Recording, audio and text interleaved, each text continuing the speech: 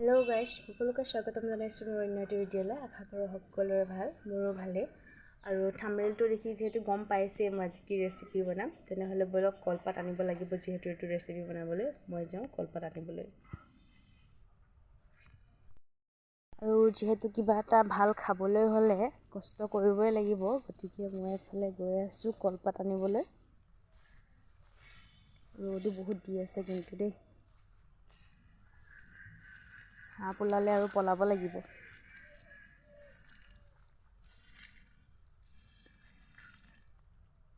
আৰু এয়া হৈছে কলপাত, ইয়াৰ পৰা এখন কাটি লওঁ।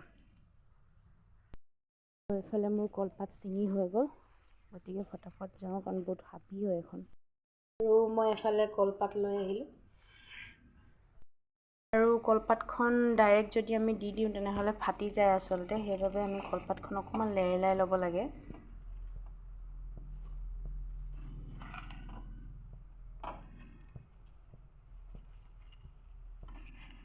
মই এখন কলপাতখন ভালদৰে লেৰেলাই লওঁ।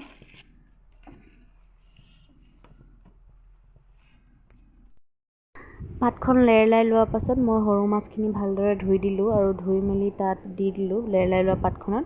আৰু তাৰপাছত তাত অকণমান দি দিলোঁ নিমখ হালধি আৰু লগতে ৰচুন, জলকীয়া আৰু অকণমান আদা দি দিব পাৰে। আৰু যিসকলৰ ঘৰত মানে ঘৰতে ৰোৱা হালধি থাকে তাত কাটি দিলে বেছি ভাল লাগে। আৰু যিহেতু আমাৰ ঘৰত নাই, গতিকে এইখিনি হালধিয়ে কাম চলাবলগীয়া হৈছে। আৰু এতিয়া মই পাতখন ভালদৰে বান্ধি ল' ফ্লেমত কেৰাহীত বহাই দিম যাতে ভালদৰে সিজে। আৰু এইফালে মোৰ পাতত দিয়া সৰু মাছ ৰেডি হৈ গ'ল। আৰু এইখিনি মোৰ হ'বৰ কাৰণে 45 মিনিট লাগিছে। আচলতে মই পূৰা ল' ফ্লেমত সিজাইছোঁ, তেতিয়াহে মানে যিহেতু কলপাতৰ ভিতৰত থাকে ন মাছখিনি, সেই তেতিয়া মানে ভালদৰে সিজে। আৰু এইফালে ভালদৰে পাতখন খুলি লওঁ, যিহেতু বহুত টাইটকৈ মই গাঁঠি মাৰি দিছিলোঁ, খুলিবই পৰা নাই। আৰু যিহেতু বহুত বেছি গৰম আছিলে, গতিকে হেতাখনে প্ৰথম খুলিবলৈ চেষ্টা কৰিছিলোঁ। আৰু পাতত দিয়া মাছ বুলি ক'লেতো মই পাগল। আপোনালোকে খাই ভাল পায় নে নাপায় মোক কমেণ্ট কৰি প্লিজ জনাবলৈ নাপাহৰিব। আৰু যিহেতু পাতখন বহুত গৰম হয়, গতিকে মই খুলিব নোৱাৰি মই লাষ্টত মাক মাতিবলগীয়া হৈ গ'ল। গতিকে লাষ্টত আহি মায়ে খুলি দিলেহি বাৰু। আৰু এইফালে লাষ্টত খুলিব নোৱাৰি কটাৰীৰে কাটি দিবলগীয়া হৈছে, যিহেতু বিৰাটেই গৰম হৈ থাকে বহুত টাইম কেৰাহীত সিজি আছিলে যিহেতু, সেইবাবে বেছি গৰম হৈ থাকে। আৰু এইফালে ৰ'ব, মোৰ মাছৰ লুকটো মই দেখাই আছোঁ।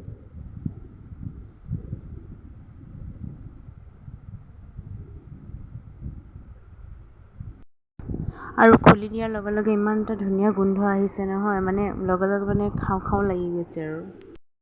আৰু মোৰ মাছ একদম পাৰফেক্টলি সিজি ৰেডি হৈ গ'ল।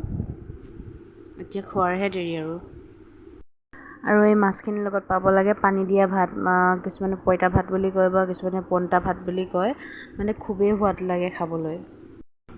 এতিয়া এইখিনি খাবলৈ ৰেডি হোৱা নাই। যিসকলে কেঁচা পিঁয়াজ খাবলৈ ভাল পায় তেখেতলোকে কেঁচা পিঁয়াজ দিব পাৰে। আৰু লগতে আমি এড কৰিম এতিয়া নেমু টেঙা। এইফালে মায়ে নেমু টেঙা কাটি লৈছে, গোল নেমু যিহেতু ঘৰৰ বাৰীৰে হয়। আৰু গোল নেমু দিলে তাৰ গোন্ধটো আৰু বেছি ভাল হয়, যিহেতু গোল নেমুৱে ধুনীয়া গোন্ধায়। আৰু এয়া চেপি দিয়া হৈছে নেমু টেঙা। নেমু টেঙা আপোনালোকে এটা চেপিব পাৰে বা এফাল চেপিলেও হয়, কোনো কথা নাই।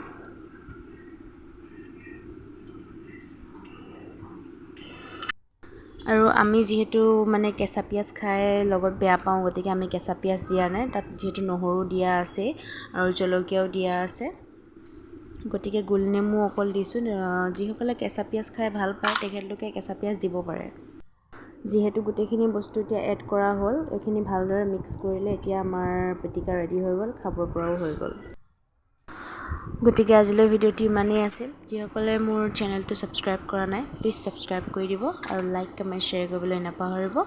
আৰু লগ পাম নেক্সট এটি ভিডিঅ'ত, তেতিয়ালৈকে বাই বাই।